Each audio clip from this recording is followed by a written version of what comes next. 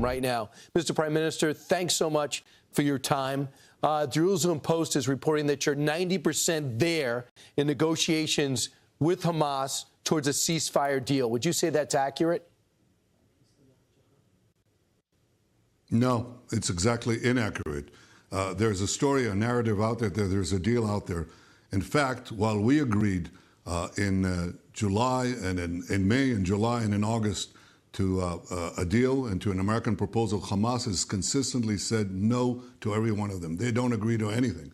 Not to the Philadelphia corridor, not to the keys of exchanging hostages for jail terrorists, not to anything. So that's just a false narrative. They just want us out of Gaza so they can retake Gaza and do as they vowed to do, the November 7th massacre, again, the butchery, again and again and again. And you saw how horrible this butchery is the other day when they murdered in cold blood 6 of our hostages. So to ask Israel to make concessions after this murder is to send a message to Hamas: murder more hostages, you'll get more concessions. That's the wrong thing to do. And I think the Israeli public overwhelmingly is united against that. It looks like the hostages, the condition, they were famished. They were starving to death in those tunnels. What else can you tell us about the condition of those 6? It's a horrible thing. You know, Brian, I visited the families. One of the families, I talked to some others. They're broken. You know, we had worked so hard to get them out. I made a deal a few months ago where we got more than half of our hostages out and more than half of the living hostages out.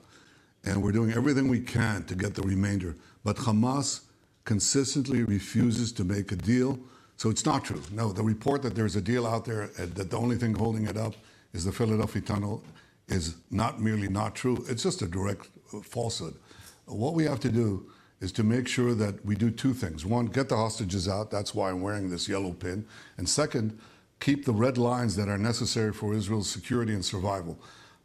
And I think both of them go through holding the Philadelphia corridor, because that presses Hamas. That prevents them from rearming. It prevents Gaza from becoming this Iranian terror enclave again, which can threaten our existence.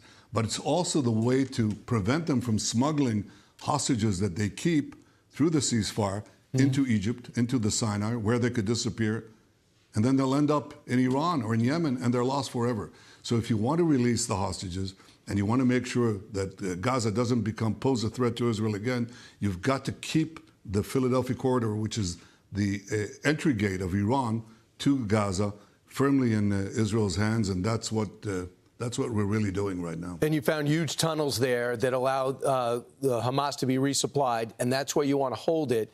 But your defense minister reportedly says you don't need to hold it as part of these negotiations. Defense Minister Gallant. Number 1, is that true, and what do you say to him? Well, no, he didn't say. He said that we could leave and come back after 42 days. Number 1, it doesn't solve the problem of once we leave and we're not physically there, that they could smuggle remaining hostages out. And the only way we can prevent that is actually by being there. And secondly, you know, we had a discussion in the cabinet about this, and we're a country with an army and not an army with a country. And overwhelmingly, the cabinet voted to stay there, for the simple reason that once we leave, there'll be enormous pressure on us not to go back in. When we left Gaza the first time in 2005, people said, you know, the first time they fire a rocket, you can come back in there. It's been 20 years and we didn't come back in. And we've had this on other fronts as well. We know that when we're there, that we don't have to go back in and pay an exorbitant price, and God knows how many lives would be lost.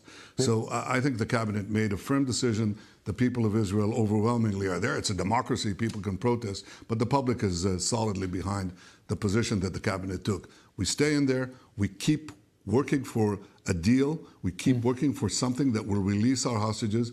And we just have to do both things at once.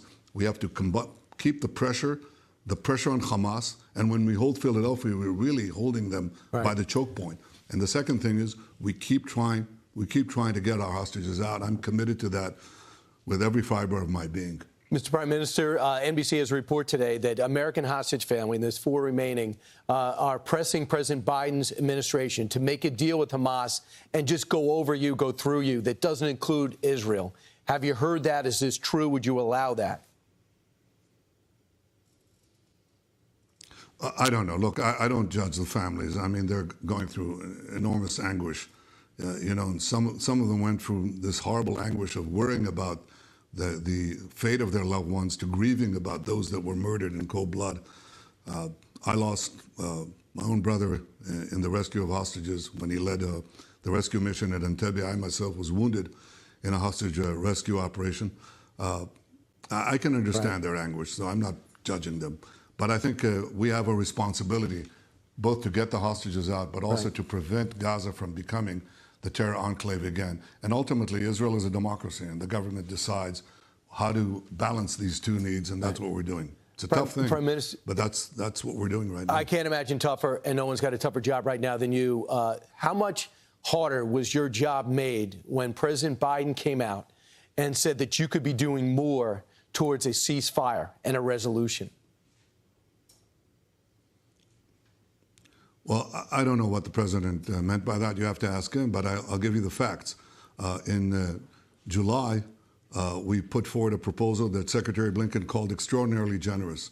In August, we accepted an American proposal, a U.S.-backed proposal. Hamas refused. Just in August 16th, there was a final bridging proposal, which we also accepted. Hamas refused. 3 days ago, the Sinwar's deputy, the deputy of Hamas's chief, said that they don't want any deal. They just want Israel out. They don't care for any of these conditions. Israel has to leave. They have to take over the Gaza Strip. And you know that they vowed to do October 7th massacre again and again and again, where they butchered our people, raped our women, murdered them, beheaded our men, burned babies alive, and took hostages. We're not going to let that happen again. So Hamas is not there with a deal. There's not a deal in the making, unfortunately. And it's that still hasn't happened. They want to reconstitute their terror kingdom, and unfortunately it's not close. But we'll do everything we can to get them to the point where they do make a deal, and at the same time we prevent Iran from resupplying Gaza as this great terror enclave right next to Tel Aviv, right next to our major cities.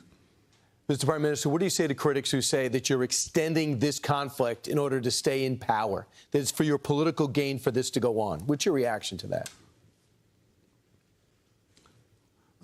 I'm not interested in my political future. I'm interested in my country's future.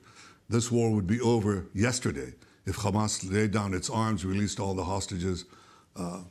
It'll be over in 2 seconds. But Hamas is refusing to do that. The obstacle to the end of this war is Hamas. The obstacle to the release of hostages is Hamas. The ones who butchered and are slaying, murdering 6 people in cold blood, riddling them with bullets and then firing bullets into their heads is Hamas. It's not Israel. It's not me. We'll do everything we can to fight these savages. And it's a savagery that not only endangers Israel, it endangers all democracies. And if we come to the point where, and look, I have red lines. They were set before this massacre, this latest murder, but they become redder. I have areas of flexibility. I've given them to my negotiating team, and I stand by them. But now, to go and make concessions after these murders, it's a license to kill hostages. That's what Hamas will understand. Kill hostages, get concessions. That's just wrong. It's not the right way to do it. And you know, governments and leaders have a responsibility to do the right thing. Your heart goes out. And I certainly, my heart was shattered. Our hearts were torn when we saw this.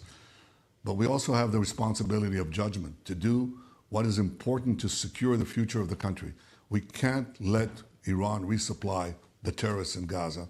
And at the same time, we have to continue to put the pressure on Hamas. That's where the pressure should be directed. So in any case, these are the facts. Israel agreed to a deal. Hamas has refused. It's still refusing to budge. And the pressure should be put on Hamas, not on Israel. Thanks for watching.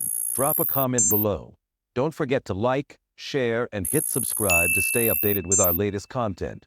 Until next time, stay informed and inspired. This is Dejobnik signing off.